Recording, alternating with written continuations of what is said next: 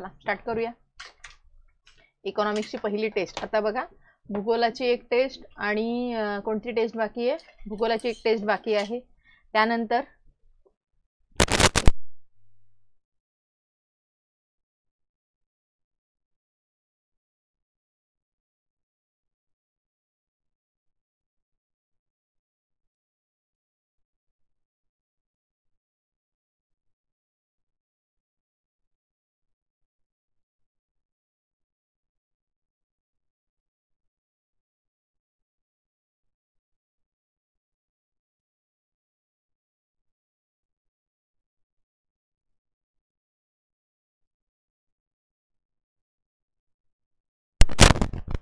Okay, आवाज येतोय? Start करूया चला.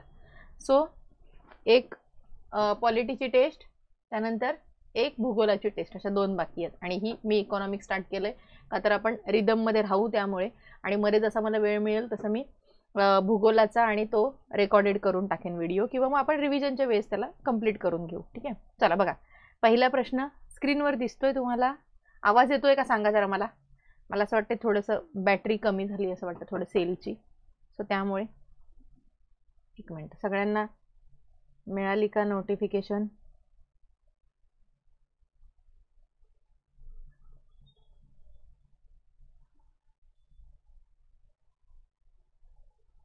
परत एकदा पिन करते. भेटलीये? चला स्टार्ट करूया. महात्मा गांधी राष्ट्रीय रोजगार हमी योजना. अतिशय सोपा प्रश्न. कोणता प्रश्न? मनरेगा. बरोबर. मनरेगा कायदा कधीचा आहे मनरेगाचा? तर 1989चा कायदा आहे मनरेगाचा. आणि ही जी मनरेगा आहे ह्या मनरेगामध्ये 1989चा कायदा का आहे? तर सगळ्यात महत्त्वाचं, एकच मिनिट तुम्हाला मी एक हे दाखवते, थांबा हां. एक तुम्हाला PDF दाखवते. ती PDF तुम्हाला मी ह्याच्यावर टाकून देईन. सगळे जेवढे काही आपले ग्रुप आहेत तर त्या सगळ्या ग्रुपमध्ये ही PDF आहे. तर तुम्ही जर दुसऱ्या ग्रुपमध्ये असाल तर तिथून ही PDF एकदा सर्च मारून घ्या, तुम्हाला ती मिळून जाईल तिथे. कारण त्याच्यात अतिशय महत्त्वाचा असा डेटा आहे. इको नोट्स म्हणून जर सर्च केलं तुम्ही तर तुम्हाला इको नोट्समध्ये सगळ्या नोट्स ज्या आहेत त्या सगळ्या नोट्स मिळतील. तर त्याच्यामध्ये हे 2-4 चॅप्टर जे आहेत की नाही महत्त्वाचे, तर ती सगळी त्याच्यामध्ये माहिती दिली आहे. मला हे तुम्हाला ह्यासाठी मी फॉरवर्ड करून टाकते लगेचच ग्रुपमध्ये. मी ह्यासाठी तुम्हाला हे दाखवायचं आहे कारण याच्यात भरपूर सारा इकॉनॉमिक्सचा भाग आहे जो तुमचा त्याच्यातून कव्हर होईल. ठीक आहे, सो लेट्स तिथूनच बघू आपण. ते कुठे टाकली मी? ती लीडर्स बॅचवरतीच गेली आहे. चला इथं बघा.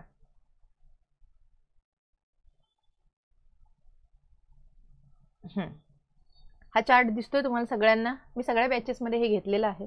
बघा चला, सगळ्यात आधी आता आपल्याला ही जी मनरेगा आहे की नाही, ह्या मनरेगाची संपूर्ण तिचा जो हे आहे, तिचा संपूर्ण जो चार्ट आहे तर तो संपूर्ण चार्ट बघायचा आहे. मला यस नो काहीतरी बोला म्हणजे मला समजेल. ओके, सो सगळ्यात महत्त्वाचं म्हणजे NREP जी आहे ही NREP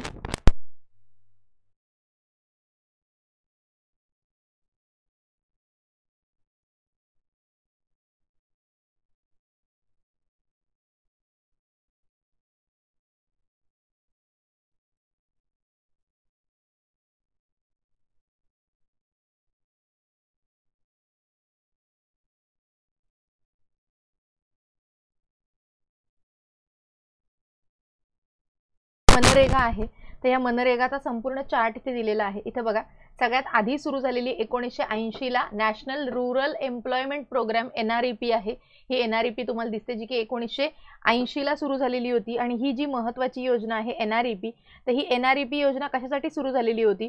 तर ही जी NREP योजना आहे म्हणजे नॅशनल रूरल एम्प्लॉयमेंट प्रोग्राम ही जी आहे तर 1980 मध्ये सुरू झालेली होती. आणि तिच्यामध्ये सर्व पद्धतीने जे काही ग्रामीण लोक आहेत त्या ग्रामीण लोकांना कशाही पद्धतीने रोजगार उपलब्ध करून देऊन त्यांच्या राहणीमानात सुधारणा करण्यासाठी म्हणून ही जी NREP आहे ही NREP ही योजना जी आहे पहिल्यांदा 1978ला सुरू झाली. मग 1980ला नंतर सगळ्या जिल्ह्यांमध्ये ती सुरू झालेली होती. ओके, सो असं लक्षात ठेवायचं आहे.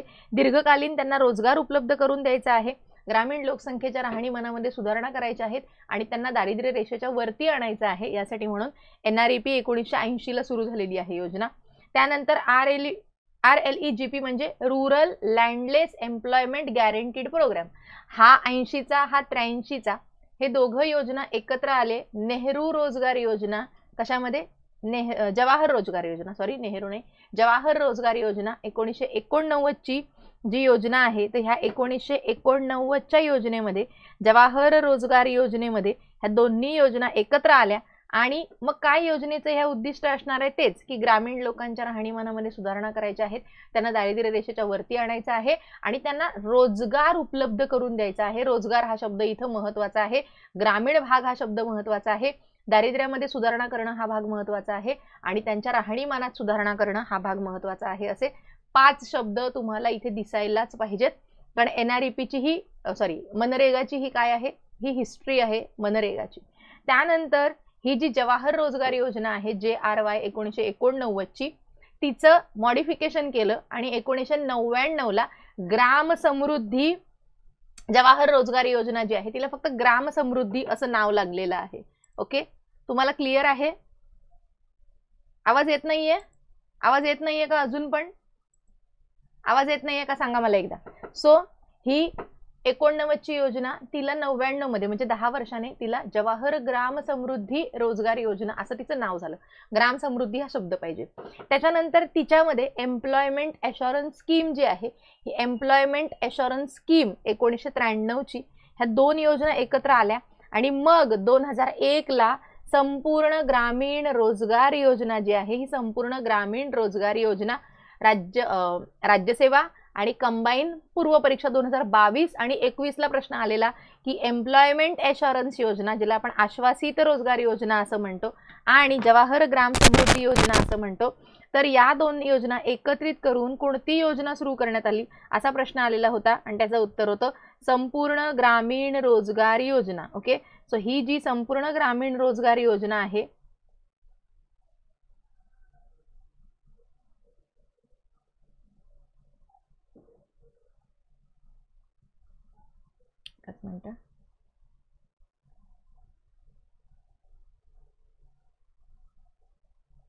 तर ही जी रोजगार योजना आहे तर ही रोजगार योजना सुरू झाली. तिच्यामध्ये 2004ची कामाच्या बदल्यात अन्न योजना ही आहे, ती कामाच्या बदल्यात अन्न योजना 2004ची ती एकत्र आली आणि मग नंतर 2005ला, हे 2001चं आहे, हे 2004चं, 2005ला नरेगा कायदा आला 2 फेब्रुवारी आणि नंतर मग 2 फेब्रुवारी 2005चा तो कायदा आहे आणि मग नंतर गांधीजींचा ज्यावेळेस जन्मदिवस होता तर त्यावेळेस, आता आवाज येतोय ना? ओके, सो त्यावेळेस ती जी योजना आहे पुढे नरेगा जी आहे ही मनरेगा म्हणून ओळखली जाऊ लागली. ओके, 2006 पासून. सो हा सगळा काय आहे या मनरेगाचा इतिहास आहे, लक्षात ठेवायचं. जर असं विचारलं गेलं की मनरेगा योजनेची सुरुवात खालीलपैकी कोणत्या योजनेपासून झाली तर NREP आणि RLEGP ह्या दोघं एकत्र आले. JRY ची नंतर 10 वर्षाने ग्राम समृद्धीमध्ये आश्वासित रोजगार योजना ह्या दोन्ही एकत्र आल्या आणि संपूर्ण ग्रामीण रोजगार योजना आली. तिच्यामध्ये कामाच्या बदल्यात अन्न योजना ह्या मिक्स झाल्या आणि मग नरेगा कायदा झाला 2005चा आणि मग 2006 पासून तिला मनरेगा म्हणून आपण ओळखलं जाऊ लागलं. याच्यामध्ये आपण काय करतो तर याच्यामध्ये 100 दिवसांचा रोजगार पुरवला जातो एका प्रौढ व्यक्तीला, पण एका घरातल्या एकाच प्रौढ व्यक्तीला हा रोजगार त्याच्या राहत्या घरापासून 5 किलोमीटरच्या अंतरापर्यंत पुरवला जातो आणि जर अधिकचं अंतर असेल तर त्या व्यक्तीला त्याचे जास्त पैसे जे आहेत हे दिले जात असतात. ओके, याच्यामध्ये आरक्षण आहे का? हो, याच्यामध्ये 33% महिलांना आरक्षण दिलेलं आहे. काम कोण देतं तर तुमची जी ग्रामसभा आहे ही तुमची ग्रामसभा म्हणजे ग्रामपंचायत, तर ही जी ग्रामपंचायत आहे ही तुम्हाला काम पुरवते. ओके, या सगळ्या गोष्टी डिटेलमध्ये तुम्हाला माहितीच असायला पाहिजे जेव्हा तुम्ही महात्मा गांधी ग्रामीण रोजगार योजनेचा अभ्यास करता तेव्हा. ओके, सो उत्तर बघा. प्रत्येक आर्थिक वर्षात ग्रामीण भागातील अकुशल प्रौढ व्यक्तींना किमान 100 दिवस काम उपलब्ध करून देण्याची हमी देतं का? बरोबर आहे. ग्रामीण भागातील प्रत्येक प्रौढ व्यक्तीला आपण रोजगार देतो का? याच्यामध्ये नाही, कारण एका कुटुंबातल्या एकाच व्यक्तीला आपण रोजगार देतो. ह्याच्यामध्ये शहरी भागाचा काही संबंध आहे का? इथे नाही. सो वरील सर्व बरोबर आहे का? नाही. सो उत्तर काय आहे? ऑप्शन क्रमांक 1. पुढचं आहे श्रमिकांची शून्य सीमांत उत्पादकता म्हणजे काय? तर शून्य सीमांत उत्पादकता जी आहे तर ती कोणत्या आपल्याला बेरोजगारीच्या प्रकारांमध्ये आढळते. सो बेरोजगारीचे भरपूर वेगवेगळे प्रकार आहेत आपल्यासमोर. कोणकोणते आहेत? एक आहे तुमची संरचनात्मक बेरोजगारी, त्याच्यामध्ये दुसरी आहे तुमची शैक्षणिक बेरोजगारी. या शैक्षणिक बेरोजगारीमध्ये कमी प्रतीची बेरोजगारी आहे, बरोबर. त्यानंतर घर्षणात्मक बेरोजगारी आहे, फ्रिक्शनल बेरोजगारी आहे, जी की उत्पादन यंत्रणेमध्ये जे काही सतत बदल होत असतात सो त्याच्यामुळे तुमचे घर्षण जे निर्माण होत असतं, आत्ताचं तंत्रज्ञान नंतरचं तंत्रज्ञान, याला आपण घर्षणात्मक बेरोजगारी किंवा यांत्रिक बेरोजगारी असं म्हणतो. त्यानंतर आहे आंशिक किंवा अर्ध बेरोजगारी, त्याच्यामध्ये आपल्याला पूर्ण वेळेचं काम उपलब्ध होत नाही, आपल्याला अर्धवेळ काम असतं सो पण आपल्याला पूर्ण वेळेचं काम उपलब्ध होत नाही, तिला आपण अर्धवेळ बेरोजगारी म्हणतो. त्यानंतर आहे अल्पकालीन बेरोजगारी, जी की जुनाट बेरोजगारी आहे, म्हणजे जी भरपूर काळापासून एखाद्या व्यक्तीला काम नाही, तिला आपण जुनाट बेरोजगारी म्हणतो. त्यानंतर आहे हंगामी बेरोजगारी, की एका विशिष्ट हंगामामध्ये तुम्हाला काम आहे, एका विशिष्ट हंगामात तुम्हाला काम नाही. त्यानंतर आहे तुमची प्रच्छन्न किंवा अदृश्य किंवा डिस्गस्ट अनएम्प्लॉयमेंट. ओके, सो तिलाच आपण छुपी बेरोजगारी असं सुद्धा म्हणतो, जिची सीमांत उत्पादकता शून्य असते, तिला आपण छुपी बेरोजगारी असं म्हणतो. आता का म्हणतो त्याचं कारण बघा. आता ही जी प्रच्छन्न बेरोजगारी आहे, ही प्रच्छन्न बेरोजगारी म्हणजे काय आहे की तुमचं एक शेत आहे, या शेतामध्ये तुम्हाला 10 कामगार आहेत, या 10 कामगारांची गरज आहे, ठीक आहे. सो 10 कामगार तुमचं समजा की 50 किलो काहीतरी धान्य वगैरे त्याच्यामधून ते काढतायत आपल्याकडे, पण अजून आपण त्याच्यामध्ये एक्स्ट्राचे 5 कामगार लावलेत, तरी सुद्धा 5 कामगार लावल्यानंतर सुद्धा तिथं उत्पादन जे आहे 50 किलोच होतंय, म्हणजे ह्यांची जी उत्पादकता आहे, यांची उत्पादकता काय झाली? शून्य झाली. हिला आपण सीमांत उत्पादकता शून्य असणं असं म्हणतो, जी की आपल्याला अदृश्य किंवा प्रच्छन्न किंवा छुप्या बेरोजगारीमध्ये दिसत असते. ओके, आणि ही जास्तीत जास्त आपल्याला कुठे दिसते? तर ग्रामीण बेरोजगारीमध्ये हे आपल्याला छुप्या बेरोजगारीचं प्रमाण जास्त दिसून येतं. ओके, बाकी सगळ्या बेरोजगारी तुम्हाला माहिती आहेत. चक्रीय बेरोजगारी कुठे आढळते? तर जो आपला विकसित भाग आहे किंवा आपण म्हणूया विकसित देश आहेत, या विकसित देशांमध्ये आपल्याला चक्रीय बेरोजगारी जी आहे, चक्रीय बेरोजगारी आढळते. ओके, पुढचं बघा. नॅशनल सॅम्पल सर्वे आहे. या नॅशनल सॅम्पल सर्वे कडून जी NSSO जी आहे तिच्याकडून बेरोजगारीची संकल्पना विकसित झालेल्या आहेत. तर ह्या बेरोजगारीच्या संकल्पना ज्या आहेत, या 3 बेरोजगारीच्या संकल्पना आहेत. या कोणकोणत्या आहेत? एक आहे तुमचा सामान्य दर्जा, बरोबर, सामान्य स्थिती म्हणा किंवा सामान्य दर्जा म्हणा. त्यानंतर वर्तमान साप्ताहिक स्थिती म्हणा. सो साप्ताहिक स्थिती म्हणजे काय म्हणतो आपण तिला? CWS. आणि दुसरा आहे तुमचा वर्तमान दैनिक स्थिती. ओके, सो दैनिक आणि हा कुठला आहे? साप्ताहिक. सो हा CWS आहे आणि हा CDS आहे. आता हा जो सामान्य दर्जा आहे हा कसा आपण काढतो, किंवा एखादा व्यक्ती सामान्य स्थिती दर्जानुसार बेरोजगारीत आहे असं आपण केव्हा म्हणतो? जेव्हा त्या व्यक्तीला 183 दिवस प्राथमिक दर्जाचं काम आणि 30 दिवस तिला दुय्यम दर्जाचं काम मिळत नाही. म्हणजे वर्षभरामध्ये एखाद्या व्यक्तीला 183 दिवस काम मिळत नाही प्राथमिक दर्जाचं, किंवा प्रमुख काम तिला मिळत नाही, आणि ज्यावेळेस त्या व्यक्तीला 30 दिवसांसाठी दुय्यम दर्जाचं काम मिळत नाही, अशा व्यक्तीला आपण काय म्हणतो? तर आपण तिला म्हणतो सामान्य स्थिती दर्जाने ती व्यक्ती काय असणं? बेरोजगारीत असणं. पुढचं आहे तुमचं वर्तमान साप्ताहिक स्थिती. साप्ताहिक म्हणजे काय? सप्ताह.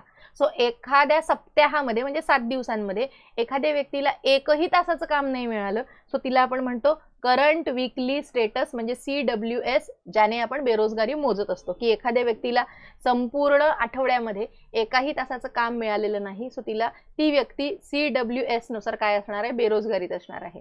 त्यानंतर आहे तुमचा CDS. CDS म्हणजे काय? की एखाद्या व्यक्तीला विशिष्ट दिवसामध्ये किमान एकही तासाचं काम तिला मिळालेलं नाही, पण जर तिला 1 ते 4 तासांचं काम मिळत असेल तर तिला आपण अर्ध बेरोजगार म्हणतो. आणि याच्यामध्ये जर एखाद्या व्यक्तीला एका दिवसामध्ये 8 तासांचं काम मिळत नाही आहे तर त्या व्यक्तीला आपण CDS नुसार, म्हणजेच कुठला आहे?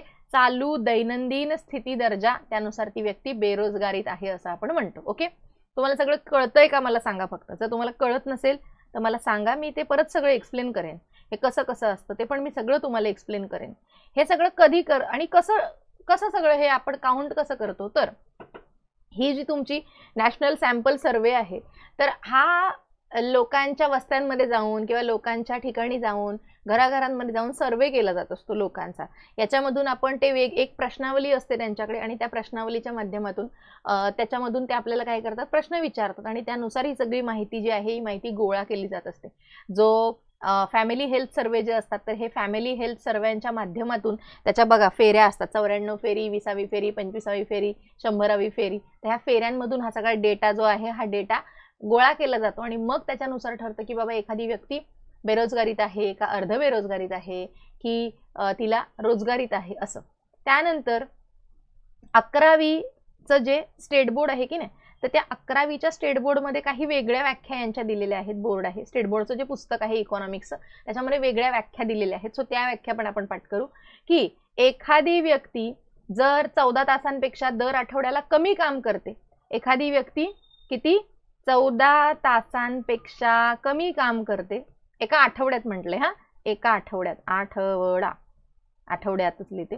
सो एका आठवड्यामध्ये एखादी व्यक्ती 14 तासांपेक्षा जर कमी काम करत असेल, 14 तासांपेक्षा कमी झालं म्हणजे एक्स हा 14 तासांपेक्षा कमी, कळतं नाही तुम्हाला. सो कमी काम करत आहे तर त्या व्यक्तीला आपण काय म्हणायचं आहे, बेरोजगार म्हणायचं आहे. एखादी व्यक्ती 15 ते 28 तास दर आठवड्याला जर काम करत असेल तर त्या व्यक्तीला आपण न्यून बेरोजगार असं म्हणायचं आहे, न्यून बेरोजगार असं म्हणायचं आहे. आणि जी व्यक्ती प्रत्येक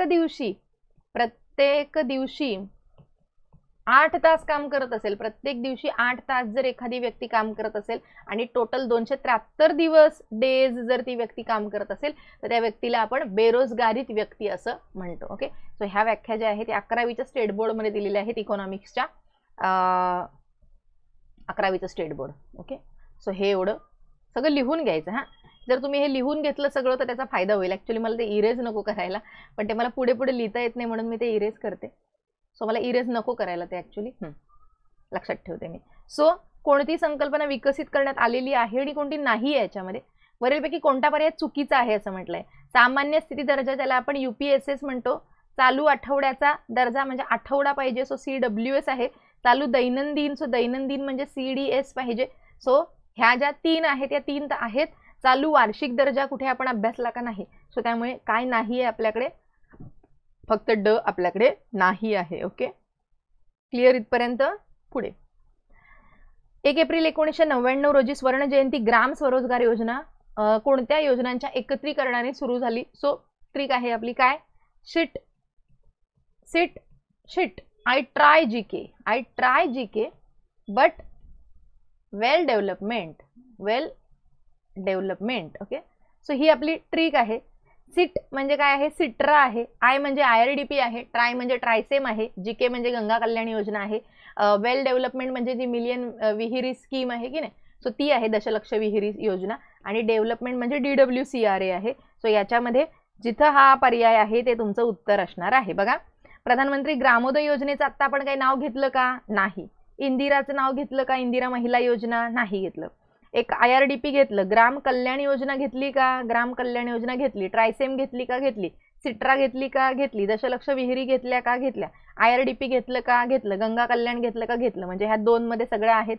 पुढे बघा, IRDP घेतलं, ट्रायसेम घेतलं, स्त्रिया व बालके कार्यक्रम घेतला का, आणि इंदिरा महिला योजना घेतली का आपण यांच्यामध्ये, नाही. सो 3 नाही येणार. IRDP जवाहर रोजगार योजना आपण याच्यात घेतली का, नाही. सो उत्तर काय असायला पाहिजे, 2. ओके, उत्तर खाली दिलेली त्या ऑप्शन मध्येच होतं. सो उत्तर काय आहे, 2. ओके, पुढचं बेरोजगारीचा नैसर्गिक दर असतो. सो नैसर्गिक दर असतो की, तर नैसर्गिक सगळं आपलं मन आहे. ठीक आहे, सो मन आपलं काय करतं, फार निसर्गानुसार वागत असतं असं लक्षात ठेवा. सो त्यामुळे फक्त ते लक्षात ठेवण्यासाठी आहे, बाकी काही नाही. सो मिल्टन फ्रीडमन आहे ज्यांनी बेरोजगारीचा नैसर्गिक दर ही जी संकल्पना आहे तर ती आपल्याला दिलेली आहे. त्यानंतर केन्स जो होता की नाही, तर केन्स काय म्हणतो किंवा केन्सची प्रणाली काय आहे किंवा केन्सचे विचार काय म्हणतात की, केन्स म्हणतो की तुटीचा अर्थसंकल्प असायला पाहिजे. म्हणजे जर तुमच्या आर्थिक काय म्हणे आपला आर्थिक विकास नाही तर देशामध्ये जर समजा तुमच्या आर्थिक प्रगती काही होत नाहीये आणि जर तुम्हाला आर्थिक बाबींवर जर लक्ष द्यायचं असेल, तुम्हाला जर बाकीच्या सगळ्या घटकांना सोबत घेऊन जायचं आहे, देशाचा आर्थिक विकास करायचा असेल तर तुम्हाला सरकारने काय केलं पाहिजे, तर सरकारने भरपूर साऱ्या तुटीचा अर्थसंकल्प आहे, हा तुटीचा अर्थसंकल्प सादर केला पाहिजे. तुटीच्या अर्थसंकल्पाच्या सादरीकरणानुसार वेगवेगळ्या योजनांचा समावेश केला पाहिजे. तर हा तुटीचा अर्थसंकल्प सादर करण्याची प्रेरणा कोण देतं, तर तो देतो केन्स. Okay, Keynes. तर हे तुम्हाला माहिती पाहिजे. आपण सगळा इकॉनॉमिक्स आपल्याला माहिती असायला पाहिजे आणि इकॉनॉमिक्स अतिशय सोपं आहे. जेव्हा प्रचलित मजुरीच्या दरावर काम करण्याची इच्छा असूनही आपल्याला काम मिळत नाही, तेव्हा त्या बेकारीला काय म्हणतो आपण, की मला काम करण्याची इच्छा असूनही काम त्याला मिळत नाही, तर तिला काय म्हणणार, ऐच्छिक बेरोजगारी का अनैच्छिक बेरोजगारी? काय म्हणणार तिला आपण? अनैच्छिक बेरोजगारी. ऐच्छिक म्हणजे काय, की काम उपलब्ध आहे पण मी अजून मला चांगलं काम पाहिजे म्हणून मी काय करतोय, मी घरात बसतो. मला अजून जास्त सॅलरी पाहिजे म्हणून मी कामावर जाणार नाहीये, कारण मला काय पाहिजे, अजून पगार पाहिजे, मला चांगल्या पगाराची नोकरी पाहिजे. तर तिला म्हणायचं ऐच्छिक. पण अनैच्छिक काय, बाबा तू 50 रुपये देत असलास तरी पण मी काम करायला येतोय, पण मला काम तर दे, पण तो आपल्याला कामच देत नाहीये. सो म्हणून तिला अनैच्छिक बेरोजगारी म्हणायची आहे. ठीक आहे. रचनात्मक बेरोजगारी म्हणजे काय असतं, की जिला आपण स्ट्रक्चरल बेरोजगारी असं म्हणतो. म्हणजे काय, की आपल्या देशातले आपल्या संरचनेमध्येच दोष आहेत. आपल्या देशामध्ये आर्थिक मंदी आहे, मजूरांचा पुरवठा जास्त आहे मात्र वस्तूंची मागणी कमी आहे. त्यानंतर मागणीपेक्षा जेव्हा पुरवठा जास्त असतो तेव्हा आपल्या देशामध्ये बेरोजगारी निर्माण होत असते. तिला आपण रचनात्मक बेरोजगारी असं म्हणतो. आणि मोसमी म्हणजे हंगामी आहे, जी की आपल्याला जास्तीत जास्त कृषी व्यवसायामध्ये दिसून येते. अत्याधुनिक तंत्रज्ञानाचा वापर केल्याने कोणत्या प्रकारची ओके, ह्याचं आन्सर मला वाटतं चक्रीय आले, पण चक्रीय याचं नाहीये, आन्सर की मध्ये चुकलंय. सो टायपिंग एरर झालाय, तो 1 2 असं चुकलं असेल ते. सो तांत्रिक बेरोजगारी आहे, की अत्याधुनिक तंत्रज्ञानाचा वापर केल्यामुळे मग त्याच्यामुळे काय होतं, तिला आपण घर्षणात्मक, ही जी तांत्रिक आहे ना, तर तिला घर्षणात्मक सुद्धा म्हटलं जातं. हा अतिशय महत्वाचं आहे. राज्यसेवा असो, कंबाईन असो, पूर्व असो, मुख्य असो, UPSC असो, सगळ्या परीक्षांना महत्वाचं आहे, की ज्याला आपण फ्रिक्शनल अनएम्प्लॉयमेंट किंवा मेकॅनिकल अनएम्प्लॉयमेंट म्हणतो, की ज्याच्यामध्ये उत्पादन यंत्रणेमध्ये सतत बदल होत असतात आणि या बदलांमुळे उद्भवणारी जी बेरोजगारी असते तर ती घर्षण निर्माण करते. म्हणजे तुमचं आधीचं तंत्रज्ञान आणि नंतरचं तंत्रज्ञान याच्यामध्ये सतत घर्षण निर्माण होत असतं. ह्याला आपण काय म्हणतो, घर्षणात्मक बेरोजगारी असं आपण त्याला म्हणतो. ओके. बाकी प्रच्छन्न मगाशी आपण घेतली, हंगामी बघितली. चक्रीय, चक्रीय कुठे असते, की जे विकसित देश आहेत या विकसित देशांमध्ये आपल्याला चक्रीय बेरोजगारी दिसते. पुढचं, भारतीय दारिद्र्याचा अंदाज आतापर्यंत यांनी वर्तवलेला आहे. सो कोणी कोणी वर्तवलेला आहे दारिद्र्याचा अंदाज, तर पीके वर्धन आहेत का, आहेत. त्यानंतर पीके वर्धन काय म्हणाले होते, की आम्हाला कॅलरी नको, बरोबर, कॅलरी नको. त्यानंतर दांडेकर आहेत, रथ आहेत, बरोबर, 40%, 50%, 41%. दांडेकरांचं काय आहे, 41% त्यांनी दारिद्र्याचं प्रमाण सांगितलेलं आहे. मीनास आहेत, पीडी ओझा आहेत, ओझांनी किती सांगितलं, 40%, 50%, आणि टोटल 50% काय आहे तुमच्याकडे, दारिद्र्य आहे असं सांगितलं. तो सगळ्याच्या सगळ्या लोकांनी तुम्हाला दारिद्र्य आहे असं सांगितलेलं आहे. मी पुढे तुम्हाला त्यांचे आकडेवारी सांगतच आहे, डोंट वरी. स्पेसिफिक प्रश्न आहेत पुढे, मग तिथं मी तुम्हाला ती सगळी आकडेवारी सांगते. पुढे, भारत सरकारच्या खालीलपैकी दारिद्र्य निवारणाच्या कोणत्या कार्यक्रमाअंतर्गत गरिबांना कमी दरात धान्य दिले जाते? तर कमी दरात धान्य देण्याची योजना PDS आहे, जी कधीची आहे, 1960 ची आहे, बरोबर. त्यानंतर टार्गेटेड PDS आली, कधी, 92 ला आली का? टार्गेटेड PDS कधी आली मला पटकन सांगा. TPDS. आणि त्याच्यातली जी अंत्योदय योजना आहे ही कधी आली, पटपट सांगायचं आहे. त्यानंतर टार्गेटेड PDS च्या आधी एक आलेली होती 92 ला, सांगा, रिवॅम्प PDS. म्हणजे काय, की ज्या भागांपर्यंत PDSचा म्हणजे हे रेशन कार्ड ना, रेशन धान्य दुकान, सो ज्याचा विकास झालेला नव्हता, सो त्यांना आपण टार्गेट केलेलं होतं, रिवॅम्प केलेलं होतं. आणि मग अंत्योदय आली 2000 ला. सो ह्या सगळ्या योजना ही 92 ला आली, ही 97 ला आली, ही 2000 ला आली, आणि PDS 1960 ला आलेली आहे. ज्याच्यामध्ये आपण काय करतो, की 60% शहरी भागातले आणि 75% ग्रामीण भागातली लोक, अशी टोटल 67% लोकसंख्या आपण या PDS योजनेच्या अंतर्गत काय करतो, तिचा समावेश करून घेतो आणि यांना आपण कमी दरामध्ये धान्य उपलब्ध करून देत असतो. ओके. सो हे सगळंच्या सगळं तुम्हाला माहिती असायला पाहिजे. आता त्याच्यानंतर NREP आणि IRDP. सो मगाशीच आपण बघितलं की NREP असेल आणि IRDP असेल. ही NREP आपण मगाशी बघितलेली होती, जी की 1980 ला ही योजना जी आहे ही 1980 ला सुरू झालेली होती. आता ही जी NREP आहे तिचं मुख्य उद्दिष्ट काय होतं की जी दारिद्र्यामध्ये असलेली लोक आहेत या दारिद्र्यामध्ये असलेल्या लोकांचा आपल्याला हो हो हो हे सगळं करायचं. मी जो मगाशी चार्ट सांगितला ना त्या चार्टच्या सगळ्या योजना पाठ करायच्या, कारण मनरेगा अतिशय महत्वाचा भाग आहे ना. सो दारिद्र्य म्हटलं की दारिद्र्याच्या संबंधित सगळ्यात मोठी योजना येते NREP मनरेगा. मग मनरेगाचा संपूर्ण इतिहास तुम्हाला सगळं पाठ पाहिजे. आणि मी आत्ताच सांगितलं कंबाईन 21 ला संपूर्ण ग्रामीण रोजगार योजना कशी तयार झाली त्या 2 योजनावरती दिलेल्या होत्या आणि ऑप्शन मध्ये संपूर्ण ग्रामीण रोजगार योजना विचारलेली होती. मनरेगावर तर 1000 वेळा प्रश्न आलेला आहे. सो त्यामुळे पाठच करायचं आहे. ओके. सो NREP जी आहे नॅशनल रूरल एम्प्लॉयमेंट प्रोग्राम जे मगाशी सांगितलं 1980 ला ग्रामीण लोकांना त्यांच्या राहणीमानामध्ये सुधारणा करण्यासाठी त्यांना रोजगाराच्या संधी उपलब्ध करून द्यायच्या आहेत आपल्याला. सो त्यासाठी NREP योजना सुरू झालेली आहे. IRDP म्हणजे काय आहे, इंटिग्रेटेड रूरल डेव्हलपमेंट प्रोग्राम, की एकंदरीतच तुम्हाला संपूर्ण ग्रामीण रोजगार योजना आहे तिला आपण IRDP असं म्हणतो. आणि मग नंतर ती IRDP आणि सगळ्या त्या एकत्र झाल्या आणि मग नंतर त्यांच्या वेगवेगळ्या योजना पुढे जाऊन झालेल्या आहेत. MJGY म्हणजे काय आहे, प्रधानमंत्री जन आरोग्य योजना. कधी सुरू झालेली होती प्रधानमंत्री जन आरोग्य योजना, तर ही जी प्रधानमंत्री जन आरोग्य योजना आहे आणि महात्मा ज्योतिराव फुले जन आरोग्य योजना ह्या 2 वेगवेगळ्या योजना आहेत. प्रधानमंत्री जन आरोग्य योजना जी आहे जी की 2000 कधी सुरू झालेली होती, 18 ला सुरू झालेली होती. ओके. प्रधानमंत्री किंवा आयुष्मान भारत प्रधानमंत्री जन आरोग्य योजना असं कुठलं पण पाठ करा.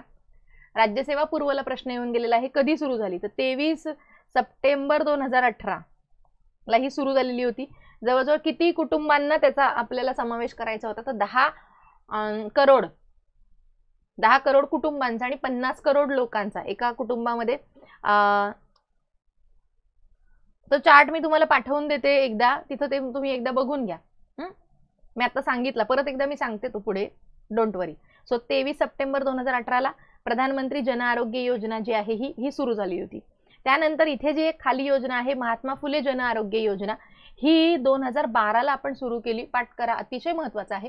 याच्या आधी आपल्या इथे राजीव गांधी योजना सुरू होती. ही जी राजीव गांधी आरोग्य योजना जी आहे किंवा राजीव गांधी आरोग्यदायी योजना असं नाव आहे तिचं, ती 2012 पर्यंत सुरू होती. तिलाच आपण महात्मा फुले जन आरोग्य योजना केलेला आहे. ओके. आणि जर तुम्ही असा विचार केला की या सगळ्या योजनांच्या आधी पण आपल्याकडे एक योजना सुरू होती, तर तिचं नाव आहे जीवनदायी योजना. जीवनदायी योजना. आता ही जी जीवनदायी योजना आहे तर ही जवळजवळ 1997 ला सुरू केलेली होती. मनोहर जोशी ज्यांचं आत्ताच निधन झालेलं आहे, सो त्या मनोहर जोशी माजी मुख्यमंत्री महाराष्ट्राचे, त्यांनी ती जीवनदायी योजना सुरू केलेली होती. तिलाच मग त्याच्यामध्ये काही त्रुटी होत्या की ज्याच्यामध्ये काही योजनांचा समावेश नव्हता, काही आजारांचा त्याच्यामध्ये समावेश नव्हता, पैसे फार कमी होते. सो नंतर मग आपण 2012 ला महात्मा फुले ही राजीव गांधी योजना सुरू झाली ह्या जीवनदायीच्या नंतर. त्यानंतर राजीव गांधींना 12 मध्ये आपण कन्वर्ट केलं महात्मा फुले जन आरोग्य योजना. आणि प्रधानमंत्री जन आरोग्य योजना आत्ताच सांगितली 2018 ची आहे. आयुष्मान भारत आपण तिला ओळखतो, ज्याच्यामध्ये आपण 5 लाखांचा कव्हरेज जो आहे हा प्रत्येक कुटुंबाला देतो. आपल्याला 50 कोटी लोकांना याच्यामध्ये इन्क्लूड करून घ्यायचं आहे. ओके. पुढचं 2007 साली भारत सरकारने असंघटित क्षेत्रातील दारिद्र्य रेषेखालील कुटुंब प्रत्येक योजनेसाठी, जर समजा सगळ्या योजनांमध्ये एकाच योजनेत सगळ्यांना टाकलं तर मग वेगवेगळ्या योजना आणण्याची काही गरजच लागणार नाही ना. पण प्रत्येक योजना एका स्पेसिफिक ग्रुपसाठी सुरू केलेली असते आणि म्हणून आपल्याला एवढ्या योजना पाठ कराव्या लागतात. ठीक आहे. सो त्यामुळे ते पाठ ठेवायचं आहे तुम्हाला बाकी सगळं माहिती आहे महात्मा फुले जन आरोग्य योजनेचं, की त्याच्यामध्ये पिवळं कार्ड पाहिजे, केशरी कार्ड पाहिजे, पांढरं कार्ड असेल तर चालेल का, नाही चालणार. कुटुंबाचं उत्पन्न तितकं पाहिजे तरच तुम्हाला त्या योजनेच्या अंतर्गत लाभ घेता येतो. ओके. सो ते सगळं पाठ कराल. सो राष्ट्रीय स्वास्थ्य विमा योजना आहे, राज्यसेवा मुख्याला खूप वेळा प्रश्न येऊन गेलाय. 2007 साली असंघटित क्षेत्रासाठी दारिद्र्य रेषेखालील लोकांसाठी सुरू केलेली योजना कोणती, आरोग्य विमा योजना, तर ती आहे राष्ट्रीय स्वास्थ्य विमा योजना. ही 2012 ची, ही 2018 ची. पुढचं, भारतातील उत्पन्न असमानतेची प्रमुख कारणं कोणती, तर उत्पन्न असमानता का दिसते बरं भारतामध्ये आपल्या, तर आपल्या इथे मालमत्तेची खाजगी मालकी आहे, मालमत्तेची खाजगी मालकी आहे ना, आपली आहे ना जमीन, त्यानंतर वारसा हक्कांचा कायदा आहे, कर चुकवेगिरी आहे. कारण काय होतं, वारसा हक्क आणि मालमत्तेची खाजगी मालकी यामुळे काय होतं, पिढ्यानपिढ्यांपासून त्यांच्या वाडवडिलांनी जमीन जी किंवा जमीन म्हणण्यापेक्षा जी काही पैसे कमवलेले असतात म्हणून, तर ते पुढे पुढे पुढे पुढे वारशाने चालत जातात आणि त्यामुळे मग त्यांचे नंतर अजून बिझनेस फ्लरिश होतात, एकदम फ्लरिश होतात आणि मग त्यांचं उत्पन्न अजून वाढतं आणि त्यामुळे ते एका वेगळ्या पीकला असतात आणि मग बाकी सामान्य जनता एका वेगळ्या याच्यावर असते आणि त्यामुळे आपल्याकडे खूप जास्त उत्पन्न असमानता जी आहे ही दिसून येते. कर चुकवेगिरी आहे, कारण कर चुकवेगिरी करण्याचे खूप सारे मार्ग CA कडून, हुशार लोकांकडून मिळवले जातात आणि कर चुकवेगिरी केली जाते आणि त्यामुळे सुद्धा आणि समांतर अर्थव्यवस्था या सगळ्या गोष्टींमुळे. समांतर अर्थव्यवस्था म्हणजे काय रे, तुम्हाला अर्थ समजला का त्याचा? नाही. काळा पैसा, ही काळा पैसा ही एक वेगळी समांतर अर्थव्यवस्था आहे, अर्थव्यवस्थेला चालत असलेली, आणि या सगळ्या गोष्टींमुळे भारतामध्ये उत्पन्न असमानता आपल्याला दिसून येते. त्यानंतर पुढचं आहे 1950-51 ते 2013-14चा जर विचार केला तर आत्ताचा जर आपण आत्ता विचार केला 2023-24चा जर GDPचा विचार केला 2023-24चा, तर आता सेवा क्षेत्र जे आहे या सेवा क्षेत्राचं जवळजवळ किती टक्के प्रमाण आहे, तर 55% सेवा क्षेत्राचा GDP मध्ये वाटा आहे. जर उद्योग क्षेत्राचा विचार केला तर उद्योग क्षेत्राचा 27.6% इतका वाटा आहे आणि जर ॲग्रिकल्चरचा विचार केला तर 17.4% इतका कृषी आणि इतर कृषी व संलग्न क्षेत्र आपण असं त्याला म्हणतो. सो यांचा इतका वाटा आहे. ठीक आहे. सो हे जे आहेत तर याच्यामध्ये जर आपण आधीपासून 1950-51 पासून जर आता 23-24 पर्यंत, हे 13-14 आहे, पण 23-24 पर्यंत जरी विचार केला, नंबर जरी 23-24 टाकला तरी सुद्धा कृषी क्षेत्राचा वाटा जर आपण बघितला तर सतत घटत आहे. आणि जर असा विचारला प्रश्न सेवा क्षेत्रांचा वाटा कसा आहे, तर सेवा क्षेत्राचा वाटा वाढत आहे दिवसेंदिवस खूप जास्त. उद्योग तपास असायलाच पाहिजे, सो उद्योगात सुद्धा वाढत आहेत, पण ते एक बॅलन्स मध्ये राहतो तो उद्योगाचा वाटा. 27 आहे, 28 होईल, 29 होईल, परत 26 होईल, 27 होईल, 28 होईल असा. सो कृषीचा क्षेत्राचा वाटा काय होत आहे, घटत आहे. जीडीपी मध्ये योगदान, जीडीपी मध्ये त्यांचं योगदान. तुम्हाला कळतंय ना रे? कळतंय ना? चार्ट मी एकदा करते एक्सप्लेन, थांबा. उपभोगावर आधारित राष्ट्रीय उत्पन्नाची व्याख्या कोणी केली? आता हे मी जे प्रश्न टाकलेले आहेत हे तुम्हाला ऍक्च्युली राज्यसेवा पूर्व आणि मुख्यला विचारले जातात, पण मी ह्यासाठी टाकले जर चुकून मुकून एखादा PYQ आहे, भरपूर वेळा विचारून झालाय म्हणून जर आपल्याला आला तर तो आपल्याला 100% आला पाहिजे. ओके. सो त्यामुळे मी हे प्रश्न टाकलेले आहेत. मी तुम्हाला लक्षात ठेवायचं पण सांगत आहे, सो त्यामुळे टेन्शन घेऊ नका. नैसर्गिक दर मगाशी बघितलं फ्रीडमन होता, केन्स सांगितलं तुटीचा अर्थसंकल्प होता. आता हा जो फिशर आहे, तर आपण उपभोग कशाचा घेतो, काय खातो आपण, फिश खातो का, फिश. सो फिशरची जी व्याख्या आहे ती त्याने उपभोगावर आधारित व्याख्या कोणी सांगितली, फिशरने सांगितली. इतकं सोपं आहे बस.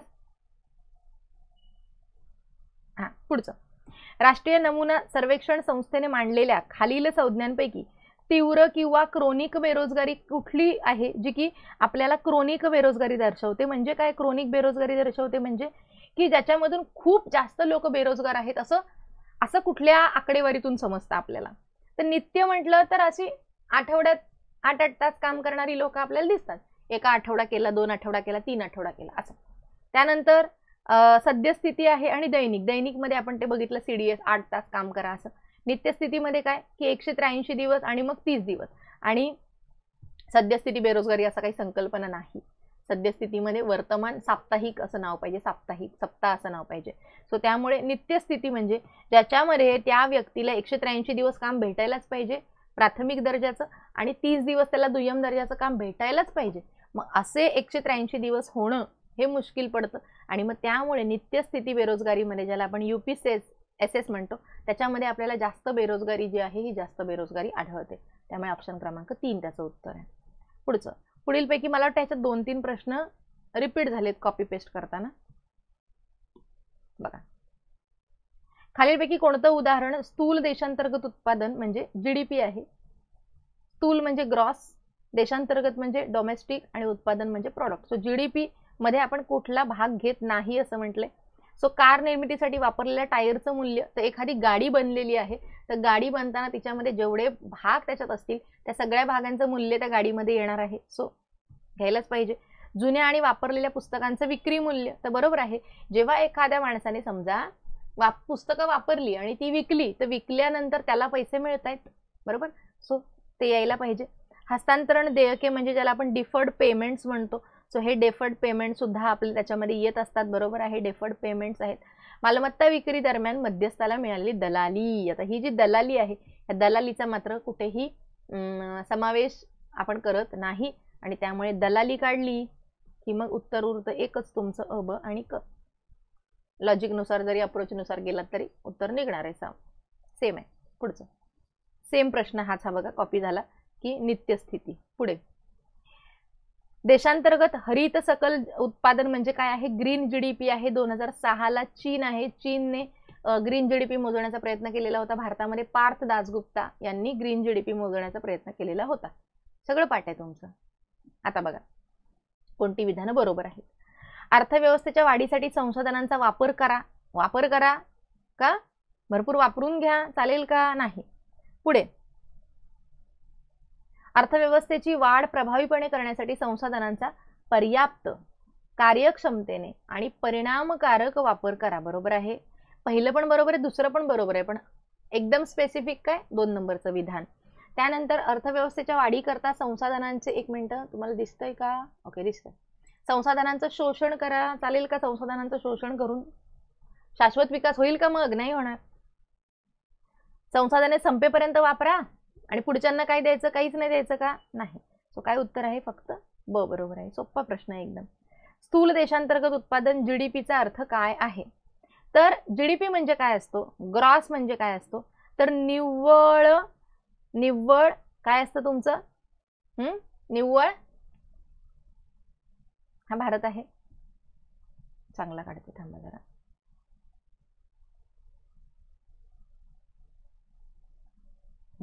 हा जो भारत आहे, तर या भारतामध्ये स्थूल म्हणजे स्थूल उत्पन्न आहे, निव्वळ नाही, कारण आपण त्याच्यामधून अजून घसारा वजा नाही केलेला. सो हे निव्वळ स्थूल उत्पन्न आहे, त्याला आपण जी म्हणतो, म्हणजे ग्रॉस म्हणतो. त्यानंतर पहिलं जे आहे राष्ट्रीय उत्पादन. तर राष्ट्रीय उत्पादन म्हणजे काय असतं की जेव्हा आपण एक्सपोर्ट मायनस इम्पोर्ट करतो. एक्सपोर्ट मायनस इम्पोर्ट म्हणजे काय की आपल्या देशातल्या म्हणजे आपल्या देशातले जे काही फॉरेन लोक आहेत, या फॉरेन लोकांनी दिलेलं जे काही आपल्या देशात त्यांचा सहभाग असेल त्यांच्या उत्पन्नाचा, तो जेव्हा आपण मायनस करतो. एकच मिनिट.